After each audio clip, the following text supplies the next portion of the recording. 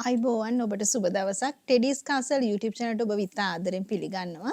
අපි පහුගිය වීඩියෝස් වල කතා කරා කතන අපහසුතාව ළමයිට කොහොමද අපි නිවසේදී සරල ක්‍රියාකාරකම් කරන්න කියන එක. දැන් අපි දන්නවා සාමාන්‍යයෙන් අපි ස්පීච් තෙරපිස්ට් කෙනෙක් ළඟට යනවා. නමුත් ඊට අමතරව අපි දැන් හිතන්නේ ඒගොල්ලෝ කරන දේ පමණයි අපිට. අපි සමහර විට යැපෙන්න යන්නේ අපි දේවල් කරන්න උත්සාහ කරන්නේ. හරි අපි අතෙන්ට ගෙනියනවා, හරි ඉස්කෝලේට යනවා, මේ දේවල් කරනවා, හරි එතනින් ඇති. එහෙම නෙවෙයි.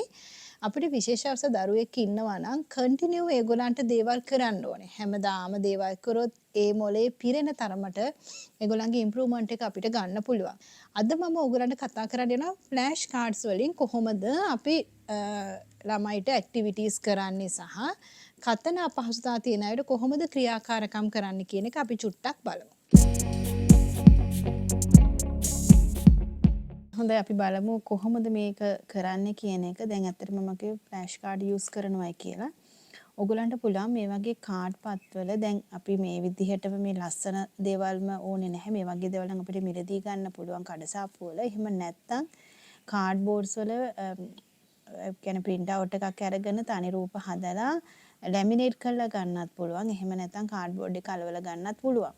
මේ එකක තියෙන්නේ එකම රූපයක් විතරයි. කිහිපයක් අපි තියාගන්න. ඒ කියන්නේ මුල් කාලේදී බබාට අපි වචන හඳුනා දීමේදී අපි පාවිච්චි කරන්නේ එක කාඩ් පතක ගොඩාක් රූප මෙන්න මේ ආකාරයට අපි පාවිච්චි කරන්නේ නැහැ.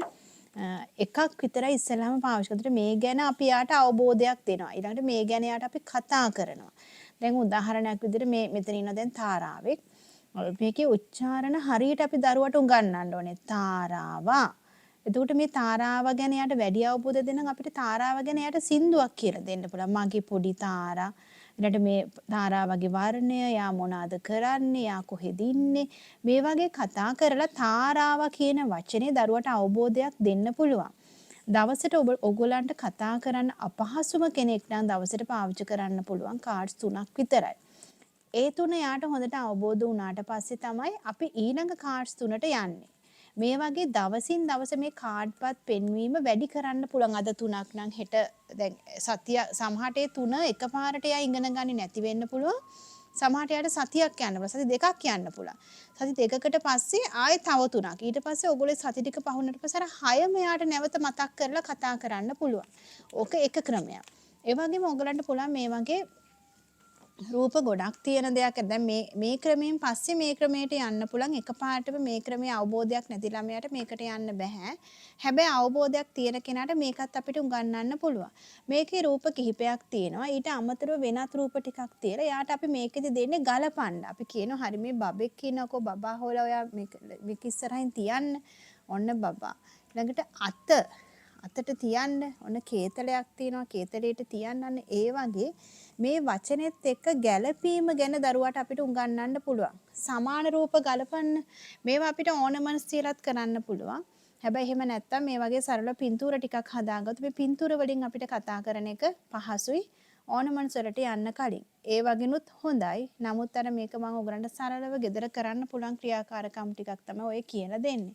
ඊළඟ ක්‍රියාකාරකම තමයි වචන දෙකක් අපි බබාට එන අවස්ථාවල. ඒ කියන්නේ අපි තනි වචනේ ඊට පස්සේ අපි ගලපන්න ඊළඟට අපිට පුළුවන් වචන දෙකක් එකතු කරන්න. අපි හිතමු දැන් මෙතන තියෙනවා රතු රෝස. එතකොට දැන් රෙඩ් රෝස් කියන එක එකපාරටම රෙඩ් රෝස් කියන එකට තේරෙන්නේ නැත්නම් රෙඩ් එක වෙනම ගන්නලා රෝස මල වෙනම ගන්නලා රෝස් කියන එක වෙනම ගන්නලා මේ දෙක එකතු කරාම තමයි රෙඩ් රෝස් කියන එක අපිට දරුවට අවබෝධයක් දෙන්න පුළුවන්.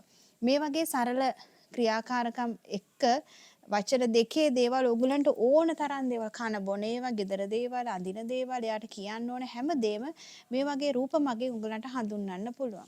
ඊළඟට අපිට වාක්‍ය 3කට යන්න පුළුවන්. එයා කැමති දේ. මම කන්න කැමති ඇපල්. මම කන්න කැමති දොඩම්. එතකොට ඒකත් එක්ක මේ වගේ පින්තූර ටිකක් තියලා ඒක කියලා දෙන්න. දැන් ඔයා කන්න කැමති මොකක්ද කියන්න.